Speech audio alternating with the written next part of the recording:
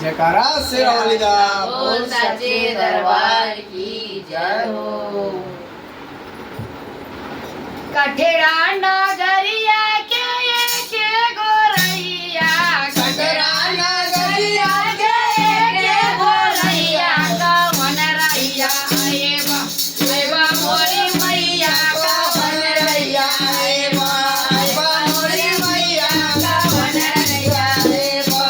कठेड़ा नगरिया के गोरैया, कठेड़ा नगरिया के गोरैया, कवन रैया आए बा मोरी मैया, कवन रैया आए बा मोरी मैया, कवन रैया आए बा। ओही रे रैया में मालिक के घरवा, ओही रे रैया में मालिक के घरवा, ओही रे रैया में मालिक के घरवा, कवन फुलवा देवा मोरी मैया, कवन फुलवा देवा मोरी मैया, कवन फुलवा देवा मोरी मैया, कवन रैया आए बा मोरी मैया, कवन रैया आए बा। कठेड़ा नगरिया के गैया, कठेड़ा नगरिया के गोरैया, कवन रैया आए बा मोरी मैया, कवन रैया आए बा मोरी मैया। ओही रे रैया में बरैया के घरवा, ओही रे रैया